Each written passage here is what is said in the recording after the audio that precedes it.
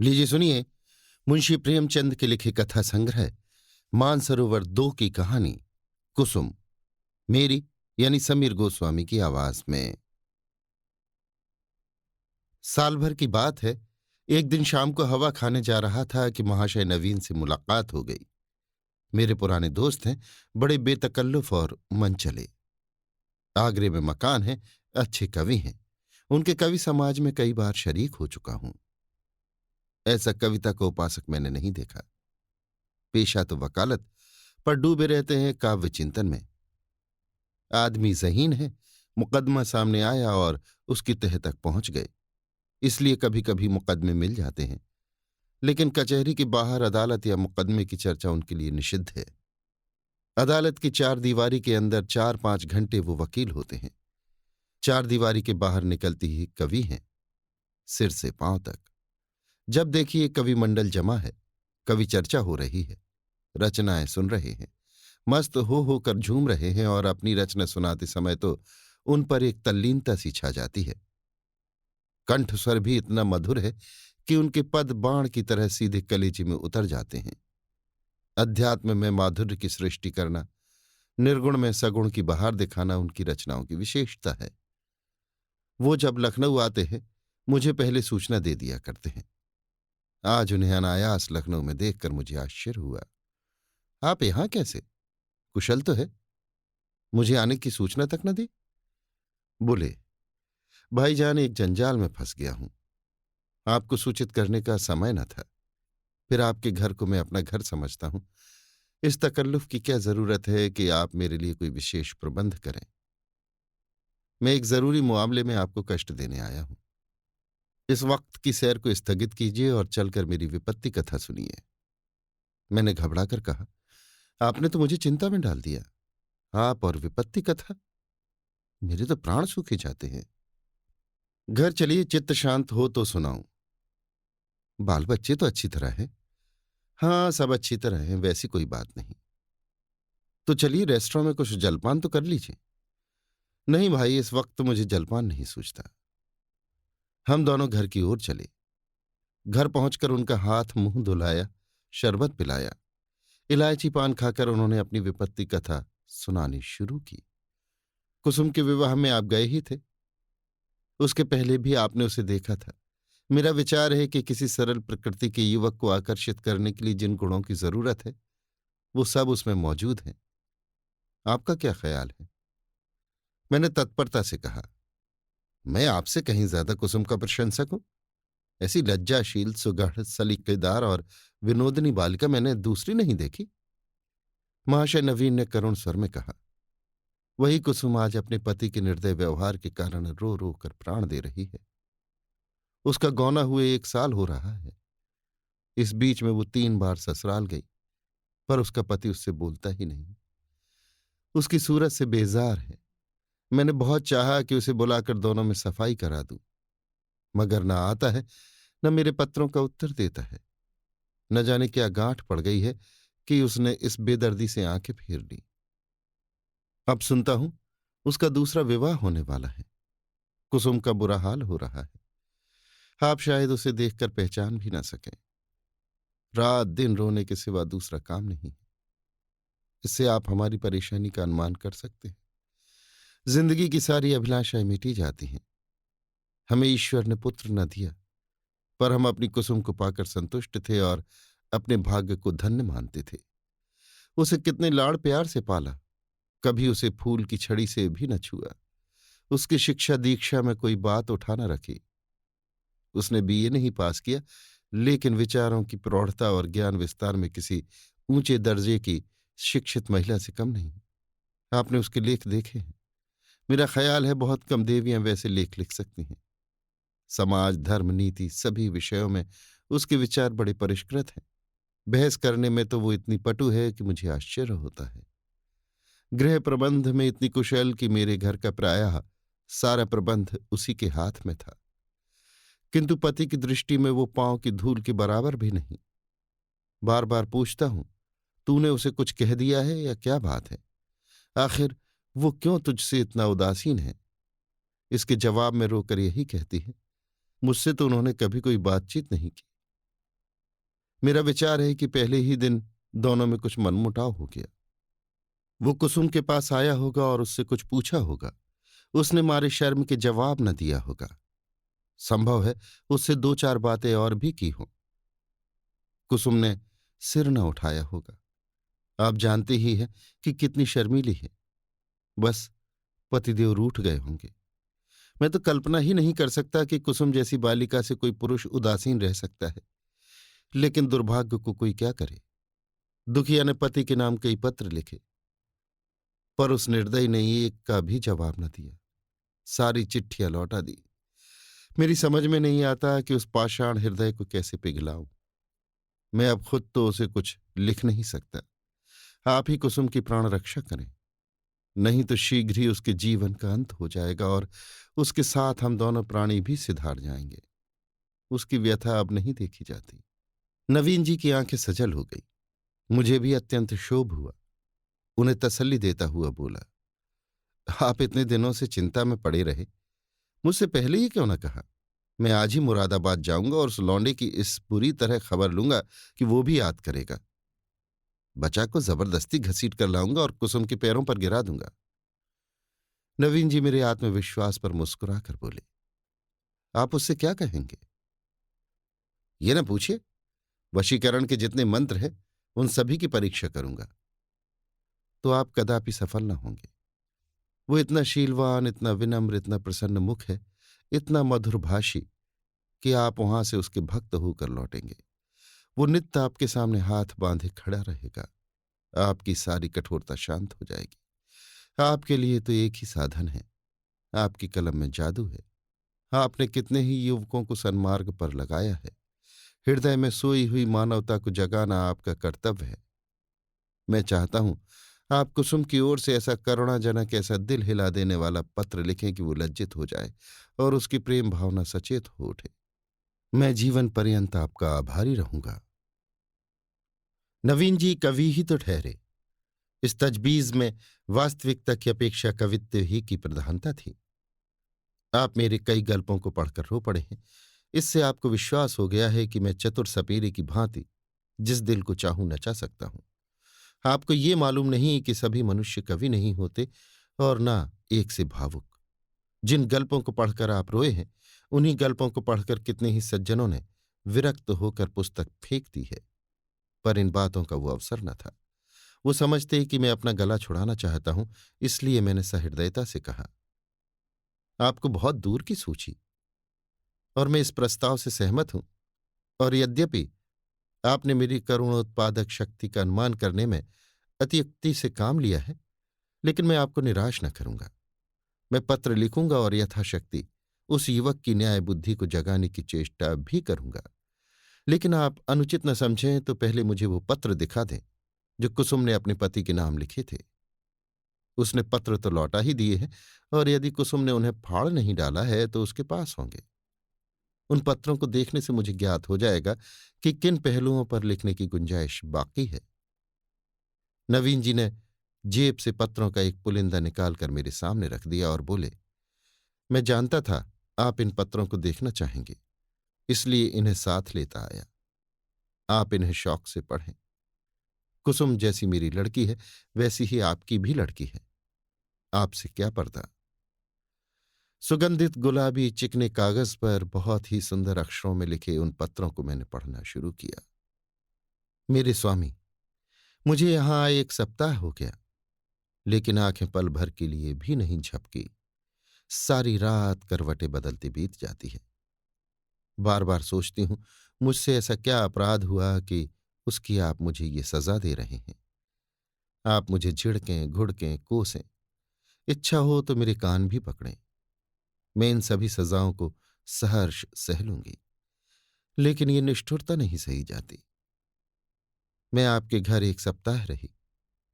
परमात्मा जानता है कि मेरे दिल में क्या क्या अरमान थे। मैंने कितनी बार चाहा कि आपसे कुछ पूछूं, आपसे अपने अपराधों को क्षमा कराऊं, लेकिन आप मेरी परछाई से भी दूर भागते थे। मुझे कोई अवसर न मिला। आपको याद होगा कि जब दोपहर को सारा घर सो जाता था तो मैं आपके कमरे में जाती थी और घंटों सिर झुकाए खड़ी रहती थी। पर आपने कभी आंख उठाकर न देखा। उस वक्त मेरे मन की क्या दशा होती थी, इसका कदाचित आप अनुमान न कर सकेंगे। मेरी जैसी अभाग्नि स्त्रियां इसका कुछ अंदाज कर सकती हैं। मैंने अपनी सहेलियों से उनकी सुहागरात की कथाएं सुन सुनकर अपनी कल्पना में सुखों का जो स्वर्ग बनाया था, उसे आपने कितनी निर्दयता से नष्ट कर दिया। मैं आपसे पूछती हूं, क्या आपके ऊपर मेरा कोई अधिकार नहीं है? अदालत भी किसी अपराधी को दंड देती है तो उस पर कोई ना कोई अभियोग लगाती है, गवाहियां लेती है, उनका बयान सुनती है। आपने तो कुछ पूछा ही नहीं। मुझे अपनी खता मालूम हो जाती तो आगे के लिए सचेत हो जाती। आपके चरणों पर गिरकर कहती, मुझे क्षमा दान दो। मैं शपथ पूर्वक कहती हूं, मुझे कुछ नहीं मालूम आप क्यों रुष्ट हो गए।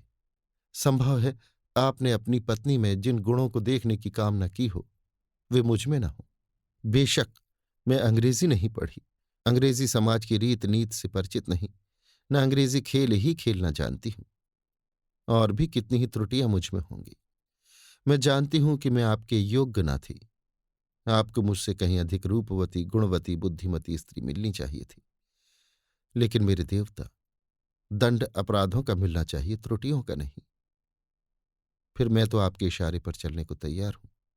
आप मेरी दिलजोई करें, फिर देखिए मैं अपनी त्रुटियों को कितनी जल्द पूरा कर लेती हूं। आपका प्रेम कटाक्ष मेरे रूप को प्रदीप्त, मेरी बुद्धि को तीव्र और मेरे भाग्य को बलवान कर देगा। वो विभूति पाकर मेरी कायाकल्प हो जाएगी। स्वामी, क्या आपने सोचा है आप ये क्रोध किस पर कर रहे हैं? वो अबला जो आपके चरणों पर पड़ी हुई आपसे क्षमादान मांग रही है, जो जन्म जन्मांतर के लिए आपकी चेरी है, क्या इस क्रोध को सहन कर सकती है? मेरा दिल बहुत कमजोर है। मुझे रुलाकर आपको पश्चाताप करने के सिवा और क्या हाथ आएगा? इस क्रोधाग्नि की एक चिंगारी मुझे भस्म कर देने के लिए काफी है। अगर आपकी ये इच्छा है कि मैं मर जाऊं, तो मैं मरने के लिए तैयार हूं।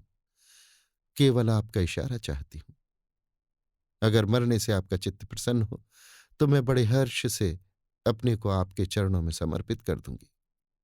मगर इतना कहे बिना नहीं रहा जाता कि मुझ में 100 ऐब हों, पर एक गुण भी है। मुझे दावा है कि आपकी जितनी सेवा मैं कर सकती हूं, उतनी कोई दूसरी स्त्री नहीं कर सकती। आप विद्वान हैं, उदार हैं, मनोविज्ञान के पंडित हैं। आपकी लौंडी आपके सामने खड़ी दया की भीख मांग रही है। क्या उसे द्वार से ठुकरा दीजिएगा? आपकी अपराधिनी कुसुम। ये पत्र पढ़कर मुझे रोमांच हो आया। ये बात मेरे लिए असह्य थी कि कोई स्त्री अपने पति की इतनी खुशामद करने पर मजबूर हो जाए। पुरुष अगर स्त्री से उदासीन रह सकता है तो स्त्री उसे क्यों नहीं ठुकरा सकती? वो दुष्ट समझता है कि विवाह ने एक स्त्री को उसका गुलाम बना दिया। वो उस अबला पर जितना अत्याचार चाहे करे, कोई उसका हाथ नहीं पकड़ सकता, कोई चूं भी नहीं कर सकता। पुरुष अपनी दूसरी, तीसरी, चौथी शादी कर सकता है, स्त्री से कोई संबंध न रखकर भी उस पर उसी कठोरता से शासन कर सकता है। वो जानता है कि स्त्री कुल मर्यादा के बंधनों में जकड़ी हुई है। उसे रो रो कर मर जाने के सिवा और कोई उपाय नहीं है। अगर उसे भय होता कि औरत भी उसकी ईंट का जवाब पत्थर से नहीं, ईंट से भी नहीं, केवल थप्पड़ से दे सकती है, तो उसे कभी इस बदमिजाजी का एहसास न होता। बेचारी स्त्री कितनी विवश है। शायद मैं कुसुम की जगह होता तो इस निष्ठुरता का जवाब इसकी 10 गुनी कठोरता से देता, उसकी छाती पर मूंग दलता, संसार के हंसने की जरा भी चिंता न करता। समाज अबलाओं पर इतना जुल्म देख सकता है और चूं तक नहीं करता। उसके रोने या हंसने की मुझे जरा भी परवाह न होती। अरे अभागे युवक, तुझे खबर नहीं, तू अपने भविष्य की गर्दन पर कितनी बेदर्दी से छुरी फेर रहा है। ये वो समय है जब पुरुष को अपने प्रणय भंडार से स्त्री के माता पिता, भाई बहन, सखी सहेलियां, सभी के प्रेम की पूर्ति करनी पड़ती है। अगर पुरुष में ये सामर्थ्य नहीं है तो स्त्री की शुद्धित आत्मा को कैसे संतुष्ट रख सकेगा? परिणाम वही होगा जो बहुधा होता है। अबला कुढ़ कुढ़ कर मर जाती है। यही वो समय है जिसकी स्मृति जीवन में सदैव के लिए मिठास पैदा कर देती है। स्त्री की प्रेम सुधा इतनी तीव्र होती है कि वो पति का स्नेह पाकर अपना जीवन सफल समझती है और इस प्रेम के आधार पर जीवन के सारे कष्टों को हंस हंस कर सह लेती है। यही वो समय है जब हृदय में प्रेम का बसंत आता है और उसमें नई नई आशा कोपलें निकलने लगती हैं। ऐसा कौन निर्दयी है जो इस ऋतु में भी उस वृक्ष पर कुल्हाड़ी चलाएगा।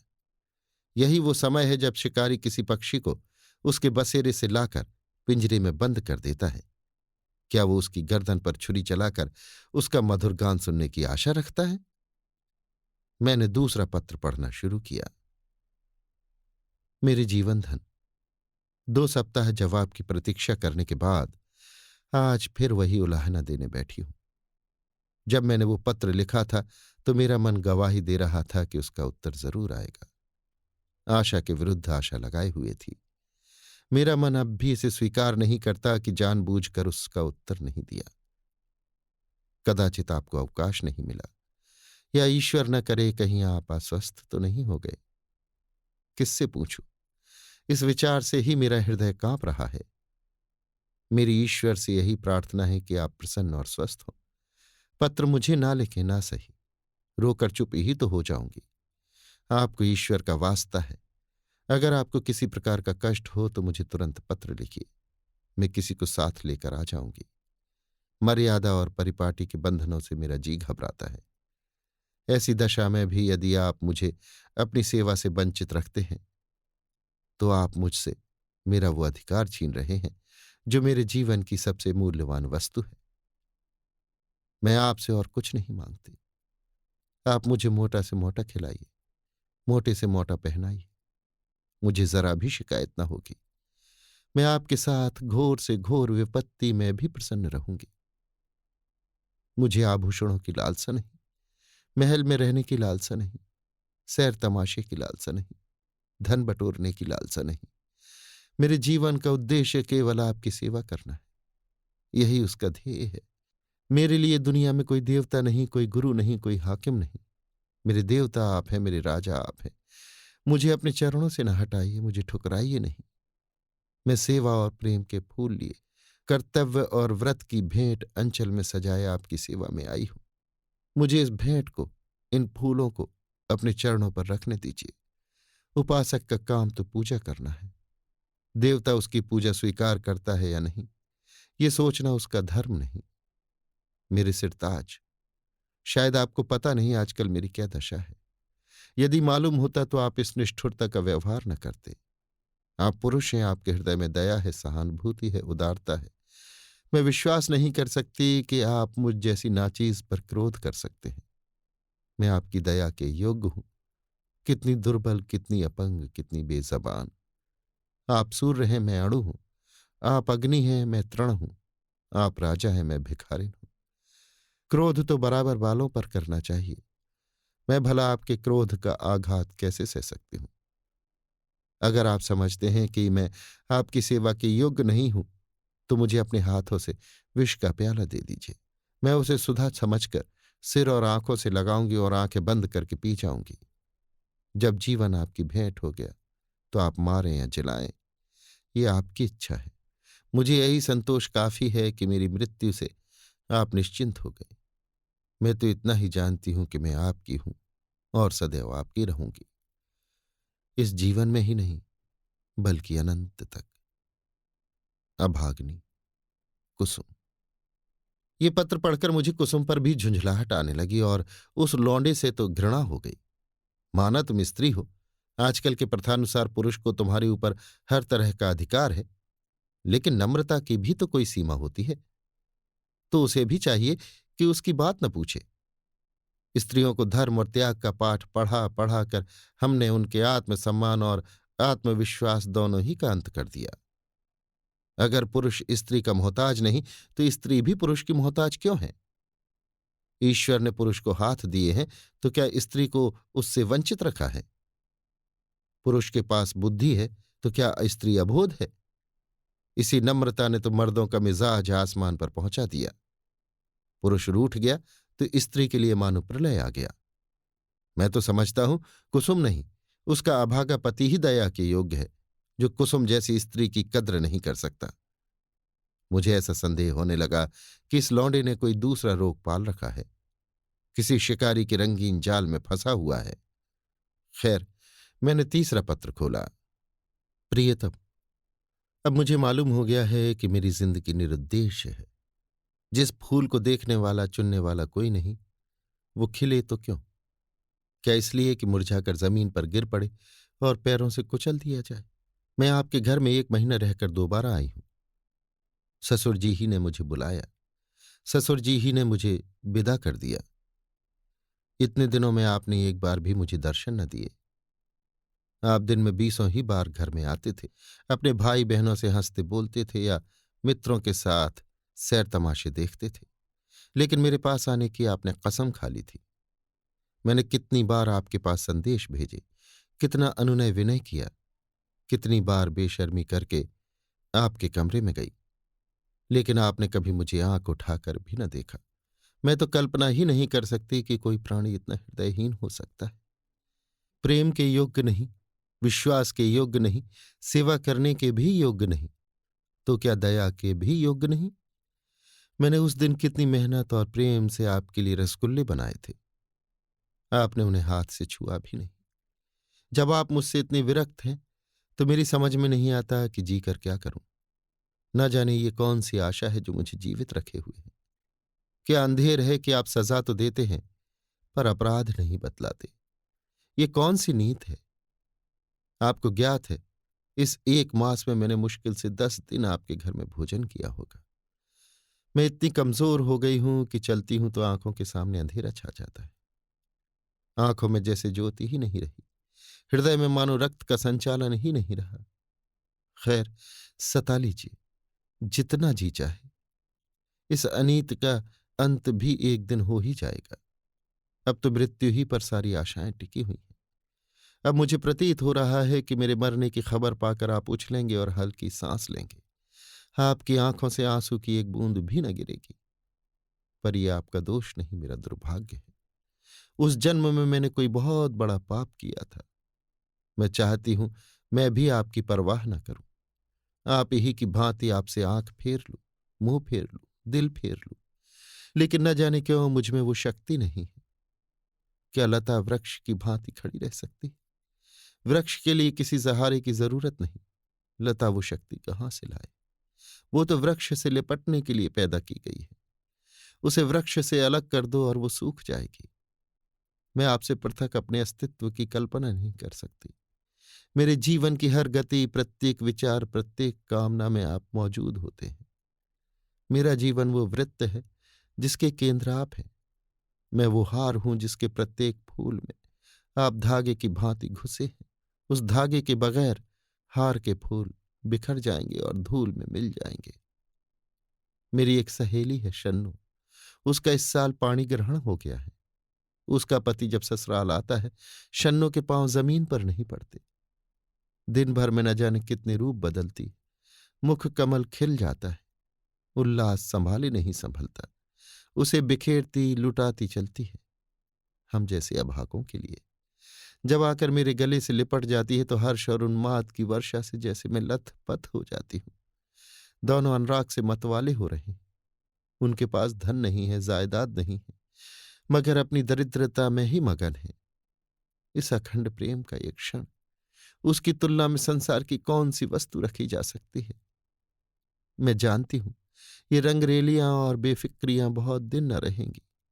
जीवन की चिंताएं और दुराशाएं उन्हें भी परास्त कर देंगी, लेकिन ये मधुर स्मृतियां संचित धन की भांति अंत तक उन्हें सहारा देती रहेंगी। प्रेम में भीगी हुई सूखी रोटियां, प्रेम में रगे हुए मोटे कपड़े और प्रेम के प्रकाश से आलोकित छोटी सी कोठरी, अपनी इस विपन्नता में भी वो स्वाद, वो शोभा और वो विश्राम रखती है जो शायद देवताओं को स्वर्ग में भी नसीब नहीं। जब शन्नु का पति अपने घर चला जाता है तो वो दुखिया किस तरह फूट फूट कर रोती है कि मेरा हृदय गदगद हो जाता है। उसके पत्र आ जाते हैं तो मानो उसे कोई विभूति मिल जाती है। उसके रोने में भी, उसकी विफलताओं में भी, उसके उपालंभों में भी एक स्वाद है, एक रस है। उसके आंसू व्यग्रता और विह्वलता के हैं, मेरे आंसू निराशा और दुख के। उसकी व्याकुलता में प्रतीक्षा और उल्लास है, मेरी व्याकुलता में दैन्य और परवशता। उसके उपालंभ में अधिकार और ममता है, मेरे उपालंभ में भग्नता और रुदन। पत्र लंबा हुआ जाता है और दिल का बोझ हल्का नहीं होता। भयंकर गर्मी पड़ रही है। दादा मुझे मसूरी ले जाने का विचार कर रहे हैं। मेरी दुर्बलता से उन्हें टीबी का संदेह हो रहा है। वो नहीं जानते कि मेरे लिए मसूरी नहीं, स्वर्ग भी काल कोठरी है। अभागिन। कुसुम। मेरे पत्थर के देवता, कल मसूरी से लौट आई। लोग कहते हैं बड़ा स्वास्थ्यवर्धक और रमणीक स्थान है। होगा। मैं तो एक दिन भी कमरे से नहीं निकली। भग्न हृदयों के लिए संसार सूना है। मैंने रात एक बड़े मजे का सपना देखा। बतलाऊं? पर क्या फायदा। न जाने क्यों मैं अब भी मौत से डरती हूं। आशा का कच्चा धागा मुझे अब भी जीवन से बांधे हुए है। जीवन उद्यान के द्वार पर जाकर बिना सैर किए लौट आना कितना हसरतनाक है। अंदर क्या सुषमा है, क्या आनंद है। मेरे लिए वो द्वार ही बंद है। कितनी अभिलाषाओं से विहार का आनंद उठाने चली थी, कितनी तैयारियों से, पर मेरे पहुंचते ही द्वार बंद हो गया है। अच्छा बतलाओ, मैं मर जाऊंगी तो मेरी लाश पर आंसू की 2 बूंदें गिराओगे? जिसकी जिंदगी भर की जिम्मेदारी ली थी, जिसकी सदैव के लिए बांह पकड़ी थी, क्या उसके साथ इतनी भी उदारता न करोगे? मरने वालों के अपराध सभी क्षमा कर दिया करते हैं। तुम भी क्षमा कर देना। आकर मेरे शव को अपने हाथों से नहलाना, अपने हाथ से सुहाग के सिंदूर लगाना, अपने हाथ से सुहाग की चूड़ियां पहनाना, अपने हाथ से मेरे मुंह में गंगा जल डालना, 2-4 पग कंधा दे देना। बस मेरी आत्मा संतुष्ट हो जाएगी और तुम्हें आशीर्वाद देगी। मैं वचन देती हूं कि मालिक के दरबार में तुम्हारा यश गाऊंगी। क्या ये भी महंगा सौदा है? इतने से शिष्टाचार से तुम अपनी सारी जिम्मेदारियों से मुक्त हुए जाते हो। आह, मुझे विश्वास होता कि तुम इतना शिष्टाचार करोगे तो मैं कितनी खुशी से मौत का स्वागत करती। लेकिन मैं तुम्हारे साथ अन्याय ना करूंगी। तुम कितने ही निष्ठुर हो, इतने निर्दयी नहीं हो सकते। मैं जानती हूं तुम ये समाचार पाते ही आओगे और शायद एक क्षण के लिए मेरी शोक मृत्यु पर तुम्हारी आंखें रो पड़ें। कहीं मैं अपने जीवन में वो शुभ अवसर देख सकती। अच्छा, क्या मैं एक प्रश्न पूछ सकती हूं? नाराज ना होना। क्या मेरी जगह किसी और सौभाग्यवती ने ले ली? अगर ऐसा है तो बधाई। जरा उसका चित्र मेरे पास भेज देना। मैं उसकी पूजा करूंगी, उसके चरणों पर शीश नवाऊंगी। मैं जिस देवता को प्रसन्न न कर सकी, उसी देवता से उसने वरदान प्राप्त कर लिया। ऐसी सौभाग्यनी के तो चरण धो धो कर पीना चाहिए। मेरी हार्दिक इच्छा है कि तुम उसके साथ सुखी रहो। यदि मैं उस देवी की कुछ सेवा कर सकती, अपरोक्ष न सही, परोक्ष रूप से ही तुम्हारे कुछ काम आ सकती। अब मुझे केवल उसका शुभ नाम और स्थान बता दो। मैं सिर के बल दौड़ी हुई उसके पास जाऊंगी और कहूंगी, देवी मैं तुम्हारी लौंडी हूं, इसलिए कि तुम मेरे स्वामी की प्रेमिका हो। मुझे अपने चरणों में शरण दो। मैं तुम्हारे लिए फूलों की सेज बिछाऊंगी, तुम्हारी मांग मोतियों से भरूंगी, तुम्हारी एड़ियों में महावर रचाऊंगी। ये मेरे जीवन की साधना होगी। ये न समझना कि मैं जलूंगी या कुढ़ूंगी। जलन तब होती है जब कोई मुझसे मेरी वस्तु छीन रहा हो। जिस वस्तु को अपना समझने का मुझे कभी सौभाग्य न हुआ, उसके लिए मुझे जलन क्यों हो?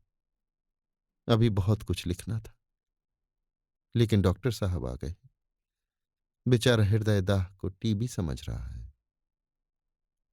दुख की सताई हुई। कुसुम। इन दोनों पत्रों ने धैर्य का प्याला भर दिया। मैं बहुत ही आवेशहीन आदमी हूं। भावुकता मुझे छू भी नहीं गई। अधिकांश कलाविदों की भांति मैं भी शब्दों से आंदोलित नहीं होता। क्या वस्तु दिल से निकलती है? क्या वस्तु केवल मर्म को स्पर्श करने के लिए लिखी गई है? ये भेद बहुधा मेरे साहित्यिक आनंद में बाधक हो जाता है। लेकिन इन पत्रों ने मुझे आपे से बाहर कर दिया। एक स्थान पर तो सचमुच मेरी आंखें भर आईं। ये भावना कितनी वेदनापूर्ण थी कि वही बालिका जिस पर माता पिता प्राण छिड़कते थे, विवाह होते ही इतनी विपदग्रस्त हो जाए। विवाह क्या हुआ, मानो उसकी चिता बनी या उसकी मौत का परवाना लिखा गया। इसमें संदेह नहीं कि ऐसी वैवाहिक दुर्घटनाएं कम होती हैं, लेकिन समाज में वर्तमान दशा में उनकी संभावना बनी रहती है। जब तक स्त्री पुरुष के अधिकार समान न होंगे, ऐसे आघात नित्य होते रहेंगे। दुर्बल को सताना कदाचित प्राणियों का स्वभाव है। काटने वाले कुत्तों से लोग दूर भागते हैं। सीधे कुत्ते पर बाल वृंद विनोद के लिए पत्थर फेंकते हैं। तुम्हारे दो नौकर एक ही श्रेणी के हों, उनमें कभी झगड़ा ना होगा। लेकिन आज उनमें से एक को अफसर और दूसरे को उसका मातहत बना दो, फिर देखो अफसर साहब अपने मातहत पर कितना रोब जमाते हैं। सुखमय दाम्पत्य की नींव अधिकार साम्य ही पर रखी जा सकती है। इस वैषम्य में प्रेम का निवास हो सकता है, मुझे तो इसमें संदेह है। हम आज जिसे स्त्री पुरुषों में प्रेम कहते हैं, वो वही प्रेम है जो स्वामी को अपने पशु से होता है। पशु सिर झुकाए काम किए चला जाए, स्वामी उसे भूसा और खली भी देगा और उसकी देह भी सहलाएगा, उसे आभूषण भी पहनाएगा। लेकिन जानवर ने जरा चाल धीमी की, जरा गर्दन टेढ़ी की कि मालिक का चाबुक पीठ पर पड़ा। इसे प्रेम नहीं कहते। खैर, मैंने 5वां पत्र खोला। जैसा मुझे विश्वास था, आपने मेरे पिछले पत्र का भी उत्तर न दिया। इसका खुला हुआ अर्थ है कि आपने मुझे परित्याग करने का संकल्प कर लिया है। जैसी आपकी इच्छा। पुरुष के लिए स्त्री पांव की जूती है। स्त्री के लिए तो पुरुष देवतुल्य है, बल्कि देवता से भी बढ़कर। विवेक का उदय होते ही वो पति की कल्पना करने लगती है। मैंने भी वही किया। जिस समय मैं गुड़िया खेलती थी, उसी समय आपने गुड्डे के रूप में मेरे मनोदेश में प्रवेश किया। मैंने आपके चरणों को पखारा, माला फूल और नैवेद्य से आपका सत्कार किया। कुछ दिनों के बाद कहानियां सुनने और पढ़ने की चाट पड़ी। तब आप कथाओं के नायक के रूप में मेरे घर आए। मैंने आपको हृदय में स्थान दिया। बाल्यकाल ही से आप किसी न किसी रूप में मेरे जीवन में घुसे हुए थे। वे भावनाएं मेरे अंतःस्थल की गहराइयों तक पहुंच गई हैं। मेरे अस्तित्व का एक एक अणु उन भावनाओं से गुथा हुआ है। उन्हें दिल से निकाल डालना सहज नहीं है। उसके साथ मेरे जीवन के परमाणु भी बिखर जाएंगे। लेकिन आपकी यही इच्छा है तो यही सही। मैं आपकी सेवा में सब कुछ करने को तैयार थी। अभाव और विपन्नता का तो कहना ही क्या, मैं तो अपने को मिटा देने को भी राजी थी। आपकी सेवा में मिट जाना ही मेरे जीवन का उद्देश्य था। मैंने लज्जा और संकोच का परित्याग किया, आत्मसम्मान को पैरों से कुचला। लेकिन आप मुझे स्वीकार नहीं करना चाहते। मजबूर हूं, आपका कोई दोष नहीं। अवश्य मुझसे कोई ऐसी बात हो गई है जिसने आपको इतना कठोर बना दिया है। आप उसे जबान पर लाना भी उचित नहीं समझते। मैं इस निष्ठुरता के सिवा और हर एक सजा झेलने को तैयार थी। आपके हाथ से जहर का प्याला लेकर पी जाने में मुझे विलंब न होता। किंतु विधि की गति निराली है। मुझे पहले इस सत्य के स्वीकार करने में बाधा थी कि स्त्री पुरुष की दासी है। मैं उसे पुरुष की सहचरी अर्धांगिनी समझती थी, पर अब मेरी आंखें खुल गई। मैंने कई दिन हुए एक पुस्तक में पढ़ा था कि आदिकाल में स्त्री पुरुष की उसी तरह संपत्ति थी जैसा गाय बैल या खेती बाड़ी। पुरुष को अधिकार था स्त्री को बेचे, गिरो रखे या मार डाले। विवाह की प्रथा उस समय केवल ये थी कि वर पक्ष अपने सूर सामंतों को लेकर सशस्त्र आता था, कन्या को उड़ा ले जाता था। कन्या के साथ कन्या के घर में रुपया, पैसा, अनाज या पशु जो कुछ उसके हाथ लग जाता था, उसे भी उठा ले जाता था। वो स्त्री को अपने घर में ले जाकर उसके पैरों में बेड़ियां डालकर घर के अंदर बंद कर देता था। उसके आत्मसम्मान के भावों को मिटाने के लिए ये उपदेश दिया जाता था कि पुरुष ही उसका देवता है। सुहाग स्त्री की सबसे बड़ी विभूति है। आज कई हजार वर्षों के बीतने पर पुरुष के उस मनोभाव में कोई परिवर्तन नहीं हुआ। पुरानी सभी प्रथाएं कुछ विकृत या संस्कृत रूप में मौजूद हैं। आज मुझे मालूम हुआ कि उस लेखक ने स्त्री समाज की दशा का कितना सुंदर निरूपण किया था। अब आपसे मेरा सविनय अनुरोध है, और यही अंतिम अनुरोध है कि आप मेरे पत्रों को लौटा दें। आपके दिए हुए गहने और कपड़े अब मेरे किसी काम के नहीं। इन्हें अपने पास रखने का मुझे कोई अधिकार नहीं। आप जिस समय चाहें वापस मंगवा लें। मैंने उन्हें एक पोटली में बंद करके अलग रख दिया है। उसकी सूची भी वहीं रखी हुई है, मिला लीजिएगा। आज से आप मेरी जबान या कलम से कोई शिकायत न सुनेंगे। इस भ्रम को भूल कर भी दिल में स्थान न दीजिएगा कि मैं आपसे बेवफाई या विश्वासघात करूंगी। मैं इसी घर में कुढ़ कुढ़ कर मर जाऊंगी, पर आपकी ओर से मेरा मन कभी मैला न होगा। मैं जिस जलवायु में पली हूं उसका मूल तत्व है पति में श्रद्धा। ईर्ष्या जलन भी उस भावना को मेरे दिल से नहीं निकाल सकती। मैं आपकी कुल मर्यादा की रक्षिका हूं। उस अमानत में जीते जी खयानत न करूंगी। अगर मेरे बस में होता तो मैं उसे भी वापस कर देती, लेकिन यहां मैं भी मजबूर हूं और आप भी मजबूर हैं। मेरी ईश्वर से यही विनती है कि आप जहां रहें कुशल से रहें। जीवन में मुझे सबसे कटु अनुभव जो हुआ वो यही है कि नारी जीवन अधम है। अपने लिए, अपने माता पिता के लिए, अपने पति के लिए। उसकी कदर न माता के घर में है न पति के घर में। मेरा घर शोकागार बना हुआ है। अम्मा रो रही हैं, दादा रो रहे हैं, कुटुंब के लोग रो रहे हैं। मेरी एक जात से लोगों को कितनी मानसिक वेदना हो रही है। कदाचित वे सोचते होंगे ये कन्या कुल में ना आती तो अच्छा होता। मगर सारी दुनिया एक तरफ हो जाए, आपके ऊपर विजय नहीं पा सकती। आप मेरे प्रभु हैं। आपका फैसला अटल है। उसकी कहीं अपील नहीं, कहीं फरियाद नहीं। खैर, आज से ये कांड समाप्त हुआ। अब मैं हूं और मेरा दलित भग्न हृदय। हसरत यही है कि आपकी कुछ सेवा न कर सकी। अभाग्नि। कुसुम। मालूम नहीं मैं कितनी देर तक मूक वेदना की दशा में बैठा रहा कि महाशय नवीन बोले, आपने इन पत्रों को पढ़कर क्या निश्चय किया? मैंने रोते हुए हृदय से कहा, अगर इन पत्रों ने उस नर पिशाच के दिल पर कोई असर न किया तो मेरा पत्र भला क्या असर करेगा? इससे अधिक करुणा और वेदना मेरी शक्ति के बाहर है। ऐसा कौन सा धार्मिक भाव है जिसे इन पत्रों में स्पर्श न किया गया हो? दया, लज्जा, तिरस्कार, न्याय, मेरे विचार में तो कुसुम ने कोई पहलू नहीं छोड़ा। मेरे लिए अब यही अंतिम उपाय है कि उस शैतान के सिर पर सवार हो जाऊं और उससे मुंह दर मुंह बात करके इस समस्या की तह तक पहुंचने की चेष्टा करूं। अगर उसने मुझे कोई संतोषप्रद उत्तर न दिया तो मैं उसका और अपना खून एक कर दूंगा। या तो मुझी को फांसी होगी या वही काले पानी जाएगा।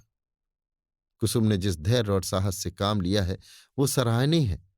आप उसे सांत्वना दीजिए। मैं आज रात की गाड़ी से मुरादाबाद जाऊंगा और परसों तक जैसी कुछ परिस्थिति होगी उसकी आपको सूचना दूंगा। मुझे तो ये कोई चरित्रहीन और बुद्धिहीन युवक मालूम होता है। मैं उस बहक में जाने क्या क्या बकता रहा। इसके बाद हम दोनों भोजन करके स्टेशन चले। वे आगरे गए, मैंने मुरादाबाद का रास्ता लिया। उनके प्राण अब भी सूखे जाते थे कि क्रोध के आवेश में कोई पागलपन न कर बैठूं। मेरे बहुत समझाने पर उनका चित्त शांत हुआ। मैं प्रातःकाल मुरादाबाद पहुंचा और जांच शुरू कर दी। इस युवक के चरित्र के विषय में मुझे जो संदेह था वो गलत निकला। मोहल्ले में, कॉलेज में, उसके इष्ट मित्रों में सभी उसके प्रशंसक थे। अंधेरा और गहरा होता हुआ जान पड़ा। संध्या समय में उसके घर जा पहुंचा। जिस निष्कपट भाव से वो दौड़कर मेरे पैरों पर झुका वो मैं नहीं भूल सकता। ऐसा वाक्चतुर, ऐसा सुशील और विनीत युवक मैंने नहीं देखा। बाहर और भीतर में इतना आकाश पाताल का अंतर मैंने कभी न देखा था। मैंने कुशल क्षेम और शिष्टाचार के दो चार वाक्यों के बाद पूछा, तुमसे मिलकर चित्त प्रसन्न हुआ, लेकिन आखिर कुसुम ने क्या अपराध किया है जिसका तुम उसे इतना कठोर दंड दे रहे हो? उसने तुम्हारे पास कई पत्र लिखे, तुमने एक का भी उत्तर न दिया। वो दो तीन बार यहां भी आई पर तुम उससे बोले तक नहीं। क्या उस निर्दोष बालिका के साथ तुम्हारा यह अन्याय नहीं है? युवक ने लज्जित भाव से कहा, बहुत अच्छा होता कि आपने इस प्रश्न को ना उठाया होता। उसका जवाब देना मेरे लिए बहुत मुश्किल है। मैंने तो इसे आप लोगों के अनुमान पर छोड़ दिया था, लेकिन इस गलत फहमी को दूर करने के लिए मुझे विवश होकर कहना पड़ेगा। ये कहते कहते वो चुप हो गया। बिजली की बत्ती पर भांति भांति के कीट पतंगे जमा हो गए। कई झींगुर उछल उछल कर मुंह पर आ जाते थे और जैसे मनुष्य पर अपनी विजय का परिचय देकर उड़ जाते थे। एक बड़ा सा अकफोड़ भी मेज पर बैठा था और शायद जस्त मारने के लिए अपनी देह तौल रहा था। युवक ने एक पंखा लाकर मेज पर रख दिया, जिसने विजयी कीट पतंगों को दिखा दिया कि मनुष्य इतना निर्बल नहीं है जितना वे समझ रहे थे। एक क्षण में मैदान साफ हो गया और हमारी बातों में दखल देने वाला कोई न रहा। युवक ने सकुचाते हुए कहा, संभव है आप मुझे अत्यंत लोभी, कमीना और स्वार्थी समझें, लेकिन यथार्थ ये है कि इस विवाह से मेरी वो अभिलाषा न पूरी हुई जो मुझे प्राणों से भी प्रिय थी। मैं विवाह पर रजामंद न था, अपने पैरों में बेड़ियां न डालना चाहता था। किंतु जब महाशय नवीन बहुत पीछे पड़ गए और उनकी बातों से मुझे ये आशा हुई कि वो सब प्रकार से मेरी सहायता करने को तैयार है, तब मैं राजी हो गया। पर विवाह होने के बाद उन्होंने मेरी बात भी न पूछी, मुझे एक पत्र भी न लिखा कि कब तक वो मुझे विलायत भेजने का प्रबंध कर सकेंगे। हालांकि मैंने अपनी इच्छा उन पर पहले ही प्रकट कर दी थी, पर उन्होंने मुझे निराश करना ही उचित समझा। उनकी इस अकृपा ने मेरे सारे मंसूबे धूल में मिला दिए। मेरे लिए अब इसके सिवा और क्या रह गया है कि एलएलबी पास कर लूं और कचहरी में जूती फटफटाता फिरूं। मैंने पूछा, तो आखिर तुम नवीन जी से क्या चाहते हो? लेन देन में तो उन्होंने शिकायत का कोई अवसर नहीं दिया। तुम्हें विलायत भेजने का खर्च तो शायद उनके काबू से बाहर हो। युवक ने सिर झुकाकर कहा, तो ये उन्हें पहले ही मुझसे कह देना चाहिए था, फिर मैं विवाह ही क्यों करता। उन्होंने चाहे कितना ही खर्च कर डाला हो, पर इससे मेरा क्या उपकार हुआ। दोनों तरफ से 10-12 हजार रुपये खाक में मिल गए और उनके साथ मेरी अभिलाषाएं खाक में मिल गईं। पिताजी पर तो कई हजार का ऋण हो गया है। वो अब मुझे इंग्लैंड नहीं भेज सकते। क्या पूज्य नवीन जी चाहते तो मुझे इंग्लैंड न भेज देते? उनके लिए 10-5 हजार की कोई हकीकत नहीं। मैं सन्नाटे में आ गया। मेरे मुंह से अनायास निकल गया, छी, वाह रे दुनिया और वाह रे हिंदू समाज। तेरे यहां ऐसे ऐसे स्वार्थ के दास पड़े हुए हैं जो एक अबला का जीवन संकट में डालकर उसके पिता पर ऐसे अत्याचारपूर्ण दबाव डालकर ऊंचा पद प्राप्त करना चाहते हैं। विद्यार्जन के लिए विदेश जाना बुरा नहीं, ईश्वर सामर्थ्य दे तो शौक से जाओ, किंतु पत्नी का परित्याग करके ससुर पर इसका भार रखना निर्लज्जता की पराकाष्ठा है। तारीफ की बात तो तब थी कि तुम अपने पुरुषार्थ से जाते। इस तरह किसी की गर्दन पर सवार होकर अपना आत्मसम्मान बेचकर गए तो क्या गए। इस पामर की दृष्टि में कुसुम का कोई मूल्य ही नहीं, वो केवल उसकी स्वार्थ सिद्धि का साधन मात्र है। ऐसे नीच प्रकृति के आदमी से कुछ तर्क करना व्यर्थ था। परिस्थिति ने हमारी चुटिया उसके हाथ में रखी थी और हमें उसके चरणों पर सिर झुकाने के सिवा और कोई उपाय न था। दूसरी गाड़ी से मैं आगरे जा पहुंचा और नवीन जी से ये वृतांत कहा। उन बेचारे को क्या मालूम था कि यहां सारी जिम्मेदारी उन्हीं के सिर डाल दी गई है। यद्यपि इस मंदी ने उनकी वकालत भी ठंडी कर रखी है और वो 10-5 हजार का खर्च सुगमता से नहीं उठा सकते, लेकिन इस युवक ने उनसे इसका संकेत भी किया होता तो वो अवश्य कोई न कोई उपाय करते। कुसुम के सिवा दूसरा उनका कौन बैठा हुआ है? उन बेचारे को तो इस बात का ज्ञान ही न था। अतएव मैंने यों ही उनसे समाचार कहा तो वो बोल उठे, छी, इस जरा सी बात को इस भले आदमी ने इतना तूल दे दिया। आप आज ही लिख दें कि वो जिस वक्त जहां पढ़ने के लिए जाना चाहे शौक से जा सकता है। मैं उसका सारा भार स्वीकार करता हूं। साल भर तक निर्दयी ने कुसुम को रुला रुला कर मार डाला। घर में इसकी चर्चा हुई। कुसुम ने भी मां से सुना। मालूम हुआ 1 हजार का चेक उसके पति के नाम भेजा जा रहा है, पर इस तरह जैसे किसी संकट का मोचन करने के लिए अनुष्ठान किया जा रहा हो। कुसुम ने भ्रुकुटी से कोड़कर कहा, अम्मा दादा से कह दो कहीं रुपए भेजने की जरूरत नहीं। माता ने विस्मित होकर बालिका की ओर देखा। कैसे रुपए? अच्छा वो, क्यों, इसमें क्या हर्ज है? लड़के का मन है तो विलायत जाकर पढ़े, हम क्यों रोकने लगे? ये भी उसी का है, वो भी उसी का है, हमें कौन छाती पर लाद कर ले जाना है। नहीं, आप दादा से कह दीजिए 1 पाई न भेजें। आखिर इसमें क्या बुराई है? इसीलिए कि ये उसी तरह की डाकाजनी है जैसी बदमाश लोग किया करते हैं। किसी आदमी को पकड़कर ले गए और उसके घर वालों से उसके मुक्ति धन के तौर पर अच्छी रकम ऐंठ ली।